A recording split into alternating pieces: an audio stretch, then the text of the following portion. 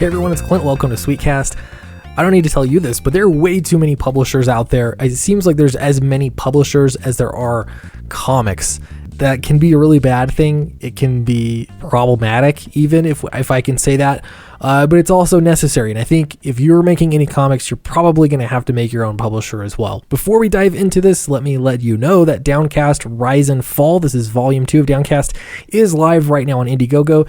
We have surpassed $24,000. I'm going to refresh this right now. Boom, there we go. One more backer. It is about blue-collar teens that use the power of gravity to try and save their father from death in prison.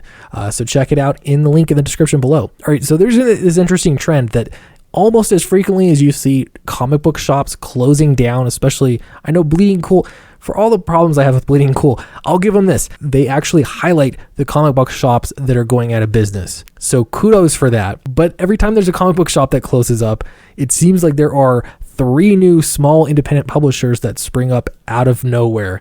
How this works, I don't know, but it's just what happens. Here's just the latest one. It is no joke called Bad Idea Publishing. Bad Idea. And they even let you know this is your new favorite comic book publisher. It's funny because that reminds me of being in a band in high school and everyone says, name of band, your new favorite band, whatever, we'll go with it. Here's the thing. I've noticed that a lot of these publishers, it just seems to be such a small operation. It's very difficult to stand out. The biggest new publisher I can think of is TKO, and that came down to them actually hiring really good talent for the most part and dropping a lot of coin to get those initial books out into the open. I read 2 of their titles. They were good. They were really well written, well done stories.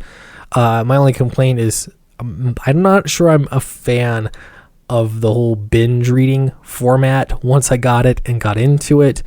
But that's neither here nor there. What you'll see popping up, though, with these new publishers is a new angle or a new gimmick. TKO had something that made them a little bit unique, and I think that they were rewarded for that because it was a different way to address the industry besides, wait for it, social justice. And yeah, I love Black Mask. I think they're the future of comics. Far too often, new publishers come out and it is stated in their mission statement that they're there to serve specific demographics of people. Why a comic book publisher needs to do that, I don't know. I have no idea. It would be hard enough to sell comic books to like one slice of the demographic pie.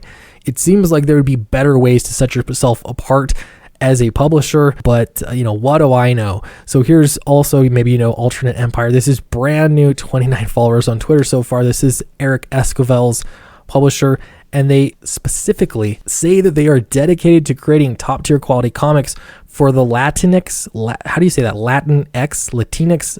I feel like this is a new word, but the Latin community and anyone else who wants to read them. And that anyone else might be a big portion of your readership. I don't know. It just seems like a silly marketing strategy, marketing gimmick, but this kind of thing comes up over and over and over again. Trans writers and women of color and queer writers and just such a broad spectrum of different voices. It's just such an inclusive company. So here's what it comes down to essentially. It's very unlikely if you're trying to get into comics that you're going to find a publisher that's going to like your stuff right away. If you're brand new into comics, you're probably going to have to do it yourself to some degree. Now the good news is it's much easier to start your own publishing company than it is to get into an existing publishing company. Does not mean that you have distribution or sales or readership or literally anything else, including money, startup capital, none of that. But if you have the resources to make one book, then you have the resources to make a publishing company and at least get something out there. If I look at the most successful indie comics publishers, it seems like they all have their niche, but their niche is never, almost always, like anything that I can find at least on this list, it will never have anything to do with what people's skin color are, their heritage, anything remotely related to that. But it has everything to do with the kinds of stories, the kinds of feel, the kinds of audience they're going after, and a lot of the time they'll actually straddle a few different audiences from the same publishers. They'll also have their flagship books. I think of Image Comics and Hellboy, for example. I mean Dark Horse, not Image Comics. There are several for Image Comics.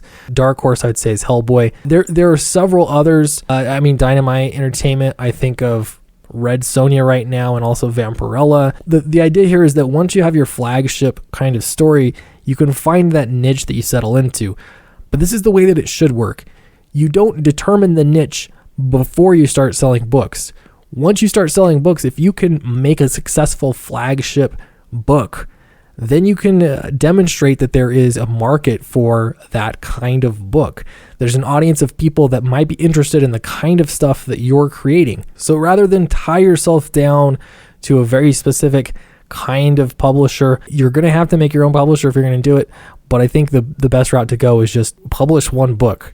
You can do that. And then from there, see where it all grows. One more thing I want to say is that I would love to see more publishing companies coming together. I did poke a little bit of fun at Black Mask Comics, but I do have to say the interesting thing, and I think the positive thing, is that they have a group of creators that are sort of working on the same team together. There's so many publishers that are it's just a one-man show, and I'm guilty of that as well. But I would be interested to see more of these kinds of partnerships, Image Comics, whatever else, kind of partnerships where you can try out several books at the same time under one banner. I think that's a good idea. You'd obviously have to find the right kind of partners to do such a thing, which sounds like a nightmare. So in that case, I will stick to doing my own books and then also publishing through Alterna Comics. Anyway, thanks for listening. These were just some of the things on my mind as of late. Let me know what you think about all the publishing companies right now, especially if you think I'm wrong. Let me know in the comment section down below. Don't forget to like, subscribe, share if you would like, and last but not least, check out Downcast Rise and Fall. The link is in the description below this video. Thank you very much, and I will see you next time.